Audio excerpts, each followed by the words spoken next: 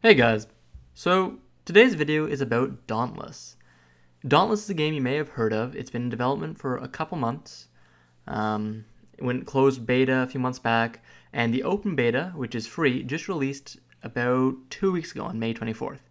So I've been playing Dauntless the last 2 weeks, nothing too hardcore, but about an hour or so every night, slowly gaining gear, killing behemoths, and it's a lot of fun. So what Dauntless is it's basically a Monster Hunter for the PC. It started development before Monster Hunter World was announced for the PC, and it's a very stylized, sort of almost like cel-shaded graphics.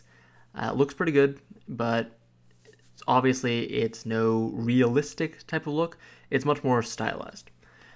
In the game, you hunt down huge behemoths, each with a variety of special moves and drops.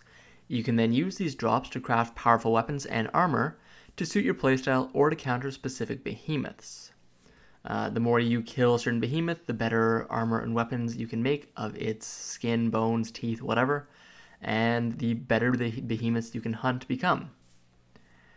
You can also team up with up to 3 other players to explore the Shattered Isles, where sort of the story and events on Dauntless take place.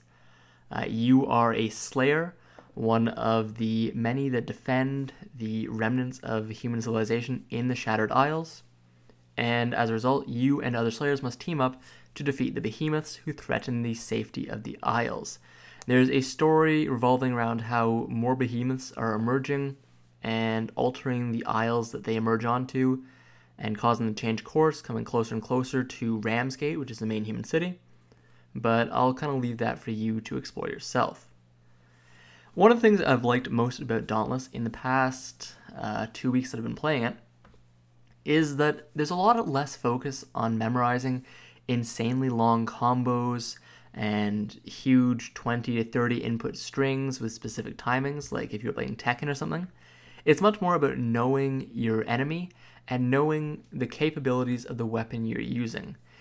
Currently there are 5 weapons with plans to add more. The weapons are the sword, the axe, the hammer, the warpike, and the chain blades, which are a pair of mini scythes with chains attached that you can kind of throw around and do sweet dodge moves with. The sword is the most basic weapon. It's fairly simple. It's the one you start off with for the first mission. Easy to use, easy to get accustomed to, not particularly strong in any content, not particularly weak in any content, very balanced weapon. The axe is fairly standard. It allows you to have these huge heavy swings that do massive damage. The chain blades are the opposite. They are much faster, you are much more nimble, much higher quantity of strikes, but the quality of your strikes will go down. The outliers are the warpike and the hammer, which are very unique weapons in Dauntless. Normally when you think hammer, you think giant hammer, which is what the hammer in Dauntless is. But the hammer in Dauntless is for those of you that have watched RWBY, RWBY. Warpike and hammer are both kind of similar to weapons from RWBY in that they have guns implemented into them.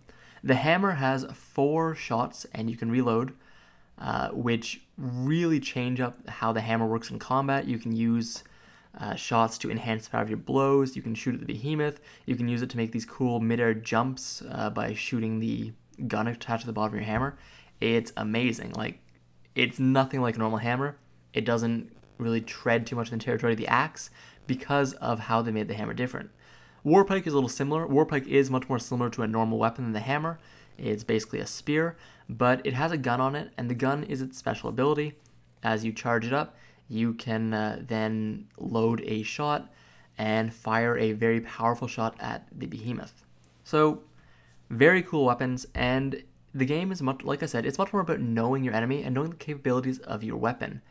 The behemoths have lots of little tells and lots of little kind of tricks that you can notice to figure out how to dodge out of the way. Combat's very Dark Souls-like in that manner.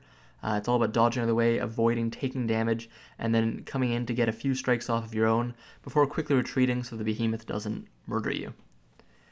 The game's a lot of fun. I've only played about 15 to 20 hours so far, so it's not like I'm an amazing authority on it, but players have been saying like I said, it's a lot of fun. There's quite a decent amount of content to do, and it's free. So I mean, you can try it out. If you don't like it, nothing lost. You don't have to spend any money.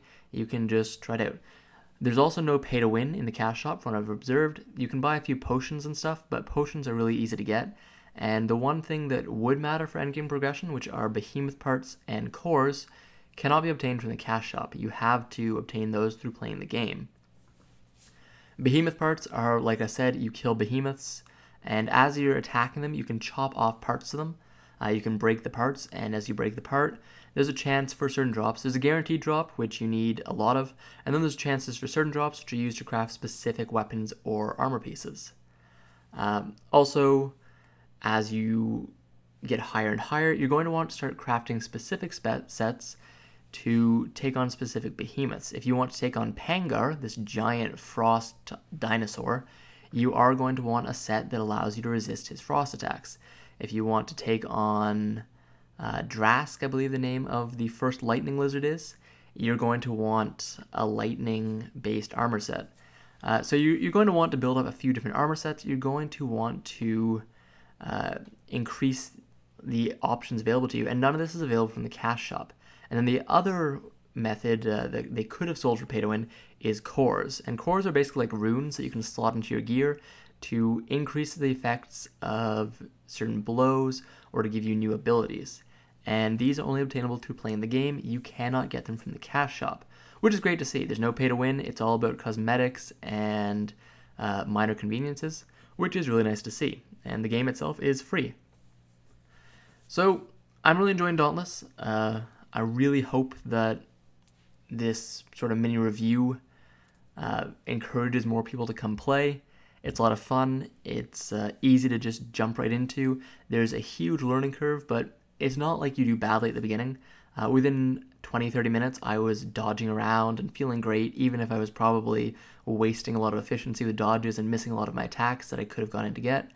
And the more I play, the more I see new options, new avenues of attack. I first used the chain blades, then I switched to the sword and had a lot of fun with the sword. Now I'm using the warpike and really loving the warpike. So finding a weapon that you like is... it's all about finding your style and sticking to that. And then if you need to switch up for your team, like if you've got a dedicated team and they need someone to break pieces off the behemoth or to interrupt the behemoth, you can go hammer. If they just need a fast DPSer, you can go sword or chain blades or whatever your favorite weapon is. There's a lot of depth to the combat, but at the same time, don't be too worried. It's easy to just dive right in and start having fun. Anyways, guys, that's Dauntless. Hopefully, I see some of you guys in the Shattered Isles soon. Comment below if you've been playing or if you have certain thoughts about the game. The developers do seem inclined to add more weapons, add more behemoths, and add more content, and they've been very active on both Reddit. Well, on Reddit. I haven't been to the official forums, so I'm not going to say anything with that.